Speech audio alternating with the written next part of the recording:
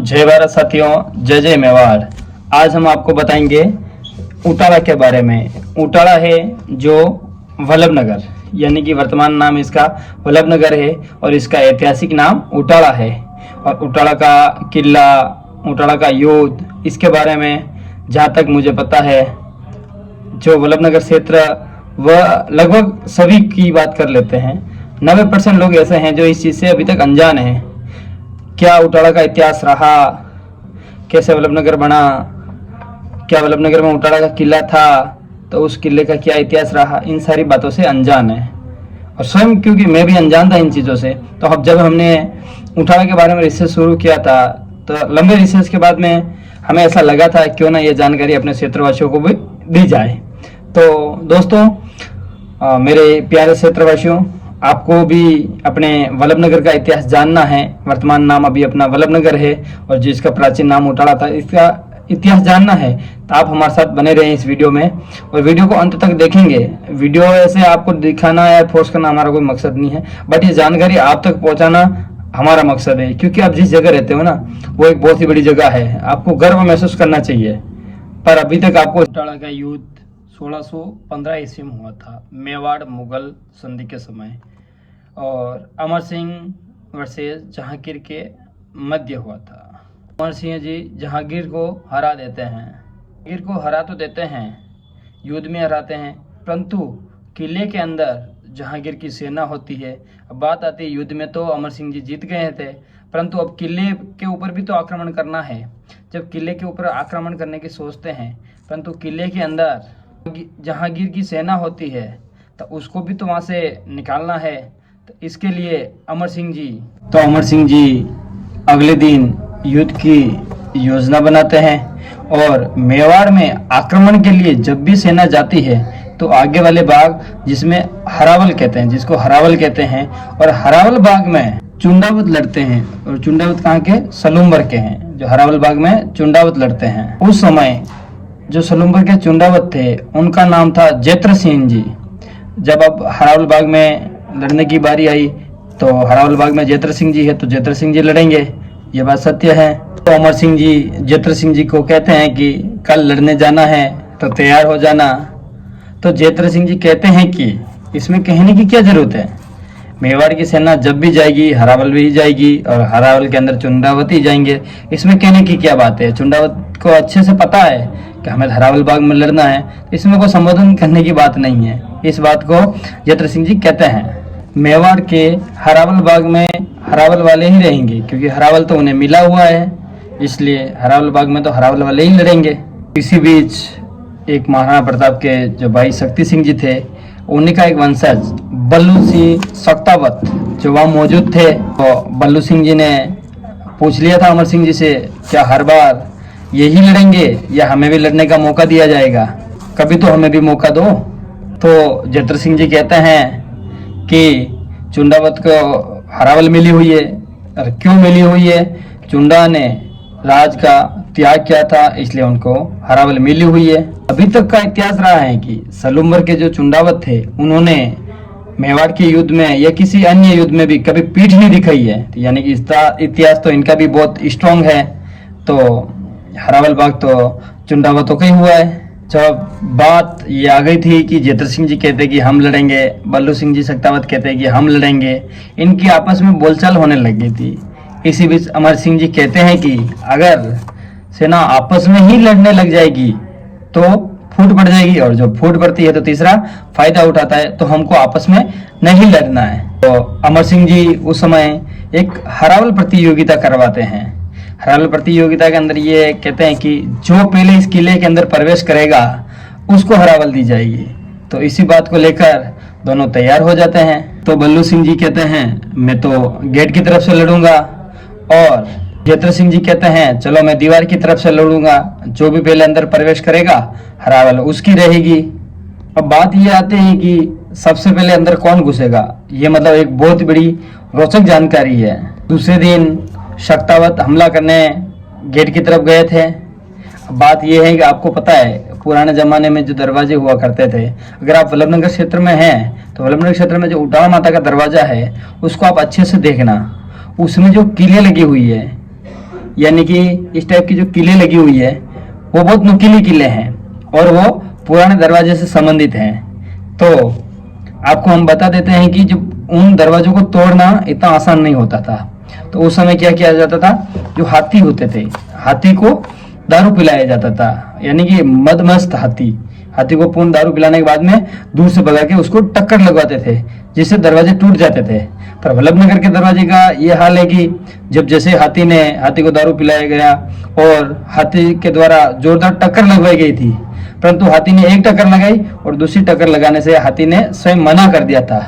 या तो दारू कमजोर थी जो हाथी से उतर गई, या किले अत्यधिक तीखी थी जिसकी जो भी नुकीलापन था जो हाथी सहन नहीं कर पाया था। ये बहुत बड़ी बात है क्योंकि हाथी एक बार में ही हार मान लेता है। हाथी को दारू पिलाना भी जरूरी था, कौन किलों के सामने जाएगा, इसके लिए पागल तो करना पड़ता है ना। तो उस समय युद्ध क्षेत्रों में हाथियों को दारू पिलाया जाता था ताकि वो किसी भी विषम परिस्थिति में भी वो किसी चीज से ना डरे और नशे में उस चीज को पार कर जाए, इसलिए हाथी को दारू पिलाया जाता था। जब हाथी टक्कर मारने से मना कर देता है तो बल्लू सख्तावत कहते हैं कि अब क्या योजना की जाए। तब बल्लू सख्तावत जी के मन में एक प्लान आता है।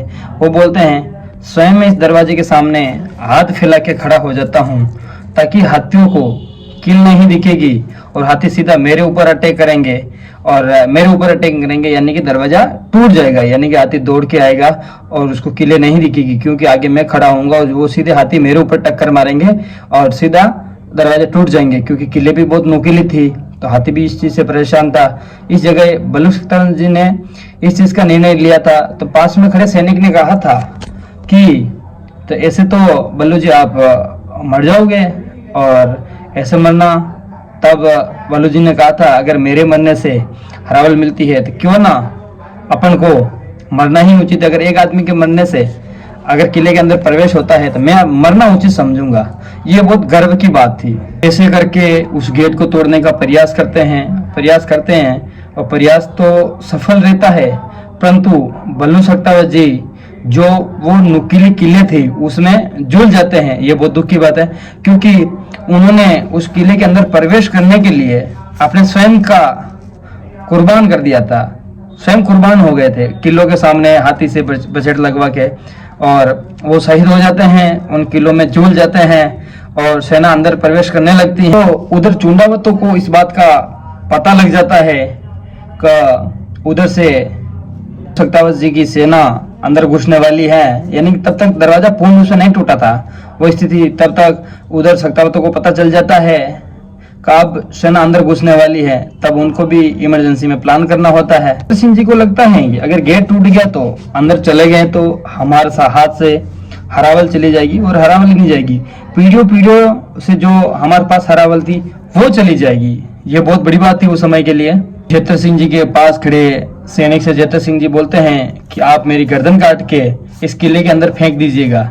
तब सैनिक आश्चर्यचकित रह जाता है कि क्या कह रहे हैं आप ये।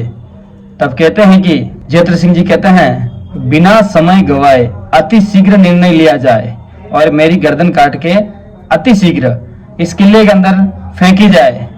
तो पास में खड़े सैनिक ने बिना समय गवाए जेतर सिंह जी की गर्दन काट के उस किले के अंदर फेंक दी। और यहाँ पे बहुत बड़े लॉजिक की बात है, कब उधर से दरवाजा भी टूट गया और इधर से इनकी गर्दन पहले चली गई थी। तो अब युद्ध के वास्तविक विजेता तो जेतर सिंह जी रहे थे। अब इस बात पे भी जब सख्तावत उस किले के अंदर आते हैं तो देखते हैं कि हमारे पांव पड़ने से पहले ये गर्दन किसकी है। जब गर्दन देखी जाती है तो गर्दन जेतर सिंह जी की होती है। इस बात से भी वो आश्चर्यचकित रह जाते हैं। जरूर हमने दरवाजा तोड़ा है, हमने इतना प्रयास किया है, परंतु पहले प्रवेश तो जेतर सिंह जी ने किया था। अब जेतर सिंह जी ने प्रवेश कैसे किया, गर्दन काट के फेंक दी थी। तो यानी कि पहला विजेता, यानी कि जिसका पग पहले पड़ेगा वो पहला विजेता रहेगा। और जब बात आती है पग की तो गर्दन पहले आ गई, तो विजेता कौन रहे, जेतर सिंह जी। इसी पे एक कहावत बनता है, नजर ना पूगी जीने जगह गोलो पड़ियो न आए, पावासू पेली गणो सिर पड़ियो गड़ जाए। यानी कहते हैं कि जब नजर ही नहीं पड़ी, जहाँ गोले भी नहीं पहुंच रहे थे, वहां सबसे पहले गर्दन पहुंच गई है। पग से पहले तो जयद्रथ सिंह जी का सिर चला गया था, ये बहुत बड़ी बात थी। और आप सोचो, उस किले को वो जीत गए थे, गर्दन काटने के बाद भी उस किले को जीत गए थे। ये बहुत बड़े गौरव की बात है। आज के समय में अपन सभी लगभग अपने इतिहास से अनजान हैं, और मेरा मानना है कि चलो कोई दिक्कत नहीं, अब किसी भी क्षेत्र में सभी का क्षेत्र अलग अलग होता है, क्योंकि देखो कमाने के लिए तो बाहर जाना ही पड़ता है। तो आप अपने इतिहास को जरूर ध्यान में रखें। और रही बात, अगर हमने ये इतिहास बताया, इसमें हमारी किसी प्रकार की गलती हुई हो तो क्षमा करें, और हमें सजेशन दे, हमें राय दे कि आपको ये और करना है। क्योंकि देखो हम भी अभी देखो उतने वो नहीं है, क्योंकि हम इन चीज़ों का रिसर्च कर रहे हैं। कई गलतियां हमसे होती हैं, परंतु कई गलतियां आपके द्वारा भी हमारी सुधारी जा सकती है। तो आप हमें जरूर गाइड करें, और आप हमारे चैनल को सब्सक्राइब करें। और बहुत जल्द हम उटाड़ा माता का जो मंदिर है उसका भी इतिहास बताएंगे, क्योंकि अभी तक हमने बहुत रिसर्च करा है, परंतु उटाड़ा माता का इतिहास मिलने में हमें थोड़ी कठिनाई आ रही है। परंतु बहुत जल्द भी हम वल्लभनगर उटाड़ा माता का इतिहास बताएंगे। तो दोस्तों, जिस भी भाई ने दोस्त ने हमारा चैनल सब्सक्राइब नहीं किया है, वो हमारा चैनल सब्सक्राइब करें और बेल आइकन को भी क्लिक करें। और विशेष बात, कोई दिक्कत नहीं, चैनल सब्सक्राइब करो ना करो वो आपका पर्सनल पार्ट है, परंतु ये वीडियो वल्लभनगर क्षेत्र के हर एक उस बच्चे तक और हर एक उस व्यक्ति तक जो वल्लभनगर का निवासी है उस तक जरूर पहुंचनी चाहिए।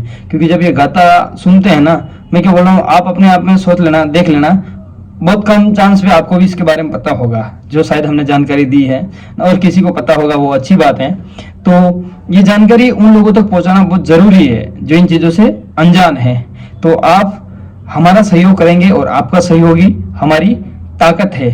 तो बने रहिए आप हमारे साथ, इतिहास के बारे में, संस्कृति के बारे में, यानी कि वो सारी हम जानकारी देंगे जो चीज आज के टाइम में विलुप्त होती जा रही है, जो लोग उसमें इंटरेस्ट नहीं लेते हैं। और मैं बोलता हूँ आपको इंटरेस्ट लेना चाहिए, क्योंकि आने वाली पीढ़ियों को हम जवाब क्या देंगे।